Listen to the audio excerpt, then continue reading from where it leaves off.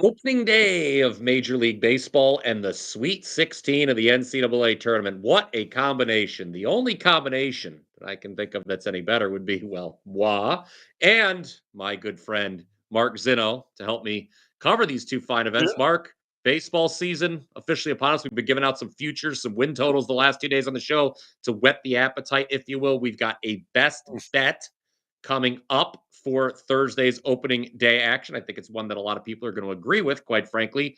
But first, you and I are each going to offer up a play in the Sweet 16 of the NCAA tournament. A lot of people are talking about the fact they're bemoaning the lack of upsets. I'm going to be honest with you. I kind of like when there's not like, I like close games, obviously. It's interesting. And I like more than anything covering the spread. But we've got some great matchups here in the Sweet 16, and you are going to lead us off with a game that has the third, as of right now, as of the time we're recording, the third highest total in NCAA tournament history, BYU and Alabama. How are you attacking this matchup? Well, I agree that I don't mind all the big schools being in it. I don't mind not having upsets. Good teams win, great teams cover, and I like to bet on great teams. So there's that.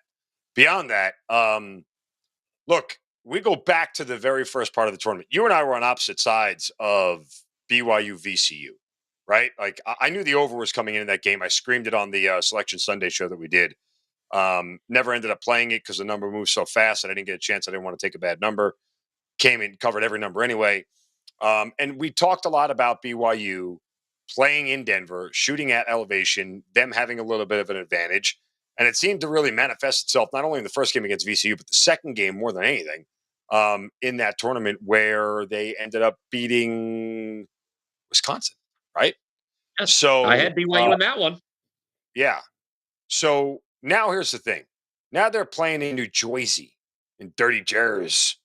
So this is a BYU team that's flying all the way across country to play at sea level in a place where it is bigger, different sight lines, everything else. We're getting an entirely different set of circumstances going on here. And BYU clearly, again, we know they don't shoot as well away from home as they do on the road. And we'll consider this even though a neutral site game, it's just not at home. And I think that's important.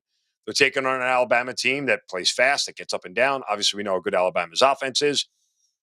The one thing Alabama does really well defensively is defend the perimeter. It's the one thing BYU needs to do to win a basketball game.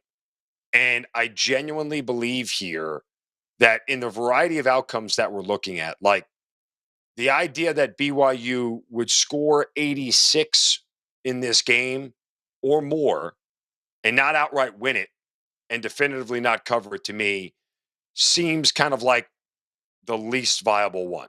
Like, is there a world where Bama wins this game 95, 88? Yeah, I suppose there is. Um, but I would also tell you again, I think BYU may be the culprit here of not making enough shots. And if they get down early, guess what? Alabama, believe it or not, for fast as they play, they know how to take the air out of the ball and know when they have a lead late that they don't have to push the pace as much. And they trust their shooters enough that they can, waste 20 seconds of the shot clock here. So I'm leaning on BYU's team total under here. I would take the under in the game because so much has to go right in a game like this for the total to go over.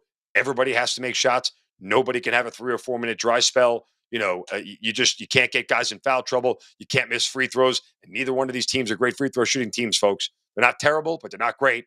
You're talking about teams that are around 200th in the nation in free throw shooting. So add all that together here. I think Bama's defense will keep BYU from making a ton of threes. BYU again doesn't make a lot of free throws. I think they stay under 85 and a half here. Few things here. I know you don't watch the Power Five out of sheer spite, but I will That's share really with the you only a reason. tidbit. To be honest, that's really the only reason. It has Yeah, nothing I to know. do with you or your smarts or anything else. Besides, you tell me everything everywhere. So what do I have to watch a stupid show for? Well, I did tell you this off air, but I'm now going to reshare it with you and also share it with our audience here. I talked about on the Power Five Tuesdays edition of the Power Five that this is the third, as I mentioned just a few months ago, it's the third highest total in NCAA tournament history. Well, the two higher totals, which were both games played in 1995, Yikes. still in high school back then, for God's sake, Zinno. 95 was the same team. Texas was involved in both of them. Both those games stayed under. So we've never seen a game go an NCAA tournament game go over a total this high. And it sounds to me, not to put you on the spot, sir, but that you think the wise decision would be to bet the loser under their team total. And it sounds to me like you think Alabama's also advancing in this game. Yeah, Not to I put a actually gun to your head or anything.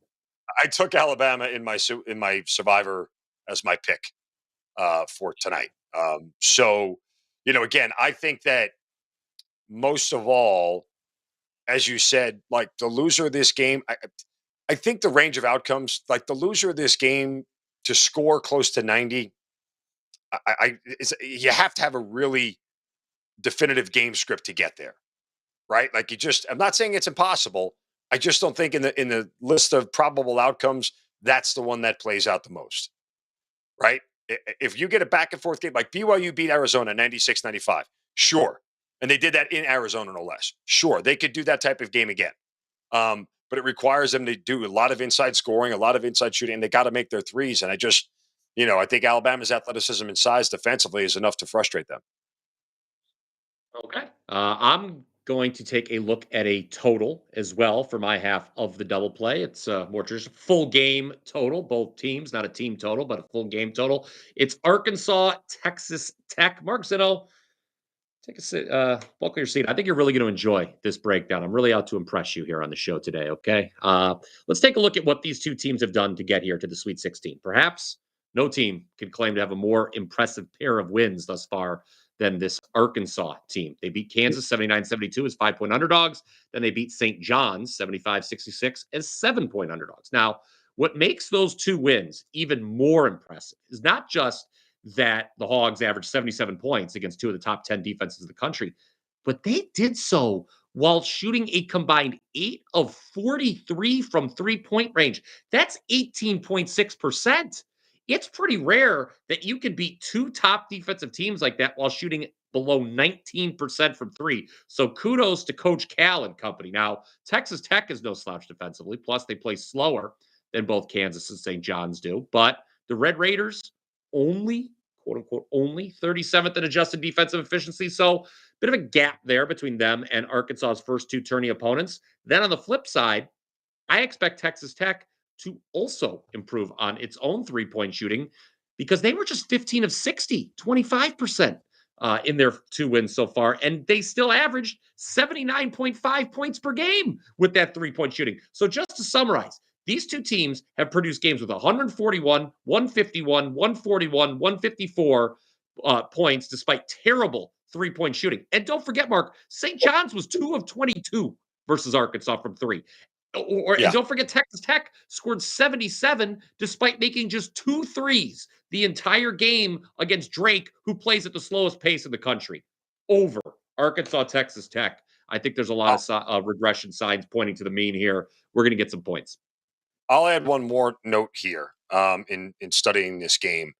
It was a decided coaching decision by Texas Tech and Grant McCaslin to not shoot a ton of threes against Drake.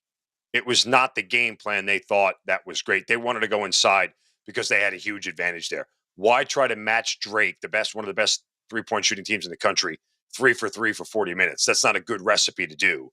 So they took advantage of where they could, went inside, slowed the game down, and Drake also plays really slow. But they took advantage inside and on the boards, and that's really where they dominated him in that game, which is why that game stayed under and didn't score. And that's kind of what Texas Tech will have a little bit more opportunity here to play both ends, inside and out, against this Arkansas team. So I kind of agree.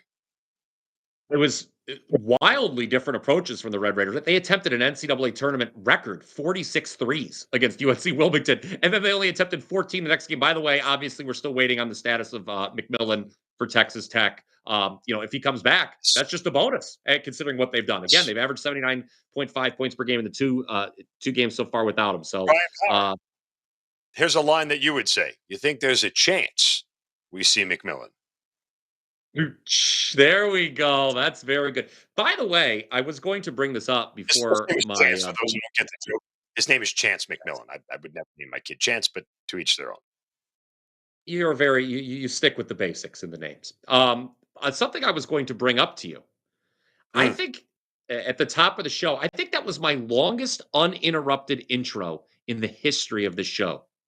In the near 1-year history, I actually almost became tired. I was waiting for you to interrupt the whole time. I'm like, my God, I'm still going. I don't know what to do. I thought I was going to hang myself out to try. Well, we get enough comments in the comment section. That guy doesn't ever let the other guy fish. He's always interrupting. It's very rude. He's interrupting. Like, you guys don't realize that we're friends. Like, it's okay for me to cut off Brian Power and for him to cut me off. He just doesn't do it because he's a nicer person. Like, I do it for comedic relief for me and moreover the overall quality of the show, because 9 times out of 10 what comes out of my mouth is better than what comes out of his mouth. So, there's all of that plays into this whole thing here. But if I want to cut off Brian Power, guess what, folks? I have a microphone and you don't. So you'll listen to every damn word I have to say. To create a few more burner accounts, it looks like, here for this episode. Anyway, let's go. By the way, see who gets the movie reference from that. Let's see who gets the movie reference from that line. Major League Baseball starts here on Thursday. And I don't know if you have heard, Mark, what an incredible site-wide special. We always have these great site-wide specials here at WagerTalk.com. Just $49 to get on board your favorite handicapper for the first week of Major League Baseball. It's just $7 per day. You don't need to be a math major to figure that out. And you can use it for as many handicappers as you want. So if you want to get spend the $49 on me and Mark, you can do that. You get 7 days worth of plays from the both of us for just $49 on the diamond. I may start, I'll be honest with you, full disclosure, I may start a little light. I got off to a terrible start to the baseball season last year that I never got over. I got off to a great start last year. So buy him, everybody. Buy him. I was hot in April and hot in August. The other 4 months, Menza. $49 from him the first week, and then you can buy the regular price for me at the second week. I'm just there you go. All right, Mark Zinno, we are now going, drum roll please, to give out our first official baseball play of the season here on the show. Oh, look who's made their way on the show. Aaron Boone, no beard. He's now allowed to have a beard, for the record, and as are all of his players. Your thoughts on that? They got rid of that now. They can have a beard. They can all have beards now. That's be more room. I want to punch my screen in the face. Every time you do that, I want to hit my screen. But the problem is you're going to move it out of the way, and I'm going to punch myself. Do it again. I look forward to 6 months of phone calls from you every time Aaron Boone leaves a guy in one batter too long. I get that phone call. I'm looking forward to that for the next 6 months. We are not talking about the New York Yankees. Oh, there he is. Come on. Can't you just put Brian Power walking on the screen? That's a lot better for the audience. Oh, I don't like that particular. Oh, there we go. All right. By the way, I love not only do I get mocked with the walking, but the nobody cares somehow is like in perpetuity as part of that graphic as well. That's a real kick in the ass. That's part of what the problem with you is, that everything you say nobody genuinely cares about. Oh, that's rude. Well, fine. I'm going to let you talk about it, okay? Now he's being mean to him. Are these guys even friends? It's our first official baseball play. Why not lay some juice? -150. Pittsburgh Pirates. First 5 innings. They're playing the Miami Marlins. Paul Skeens. Paul Skeens, he's doing well. Yes, he's doing well.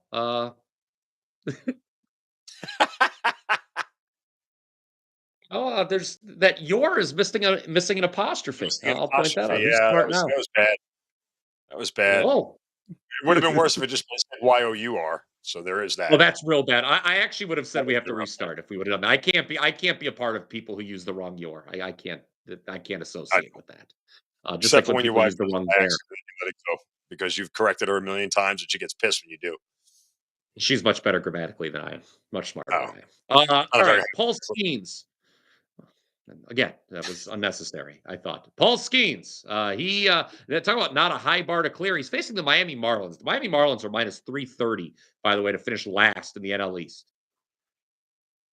That means they're finish bad. last in the NL East. Yeah, they're very bad. I can't believe they made the playoffs 2 years ago. That was the all-time Ponzi scheme season by any team in the history of professional sports. Thoughts there? I still I think don't the think Michigan there. I don't. Wolverines did a pretty good job of catching up. I'm going to say it right now. There was no less deserving team of a playoff spot in the history of organized sports than the Miami Marlins in 2023. I'm going to say it right Okay, one way to do it. Okay, now. We don't think they're going to be winning after 5 innings against Paul Skeens and the Pirates. no, because I don't think Paul Skeens is going to give up a damn run. That's what I think. I mean, that's really what this handicap boils down to, is the fact that you're looking at, a Marlins team that is bad offensively to begin with, and now they are going to face maybe the best pitcher in baseball in week one. I know they're starting Sandy Alcantara, and there certainly is some, problems there with him being equally as challenging for a very limited Pirates lineup. But again, it's Paul Skeens here, and we settled on you and I settled on instead of laying the half run, even though the juice was very minor. It's only like minus 102 or minus 105 to lay the half run with Pittsburgh. We settled on keeping the tie in our back pocket and paying for it, which again may be a smart move here. If somehow Skeens gets touched up for a run or two, at least the Pirates have a shot to get back in it in some size, way, shape, or form. There's no reason to believe that Skeens won't get through 5 innings. So it should be all him. We don't have to worry about bullpens getting involved here, obviously. And why not? Why not back the prohibitive Cy Young favorite here in his first start to take his first steps towards, uh, you know, towards earning that Cy Young. Uh, I'll tell you. I'll add this about Alcantara. He has not pitched. He had a short leash, so to speak, in spring training. They didn't let him go very long. That could still be the case here in the first regular season start. So that means, Miami's bullpen's bad now. It was very surprising in the early part of the season. Then they started trading guys at the deadline last year, and the bullpen became very, very bad. And so if you've got a Marlins reliever by the fourth or fifth inning and going Skeens, that's obviously a big advantage. So Pittsburgh Pirates, first five money line is our show best Do bet. it. Let us know what you think of that by commenting down below. Smash that like button. We always appreciate your support here on the Morning Wager. Every Monday through Friday, we're giving you 3 free picks. And don't forget to click that subscribe button. Is there I'm anything still else? irritated. I'm still irritated that they started the Major League Baseball season on the same day as Sweet 16. It was not a smart move. I mean, it's No, fun it's for us as consumers, but I think Rob Manfred, not one of the more no, intelligent commissioners. no, no. Better than Gary Bettman, though, right? No one's worse than Gary Bettman. I think Rob Manfred is doing the "Hey Gary, hold my beer" thing here. Not smart. Stealing, calling a tie in that All-Star game was Well, still, I think, the lowest moment for any no, commissioner the ever. lowest was then deciding that the World Series would be decided by the All Star game. That was real That dumb was too. that was really That was bad. real bad. Please comment down below if you thought it was real bad as well, and if you thought it was good, I wouldn't comment because Zinno's going to make fun of you. So Um, that that's does it. fair. The comment section is open. By the way, um, I'll have 2 plays on Thursday night, and I have a 5% play on Friday in the NCAA tournament. So 5% play. Zinno. It's up there on the site right now, and our uh, our Thursday plays will be up there as well. So go get the The 5%. the M and Mark stands for modest. He's not going to tell you he's number one in college basketball this season, but I'll tell you that No, because he's a fine you individual. do. He will. And I've got a best Thank bet, 4% best bet for Thursday. We are 10 and even though we've given a little back over the last week, we're still 10-2 with plays rated 4% or higher in the month of March. So a 4% best bet, I think, is something worth getting. That's going to do it for the show today.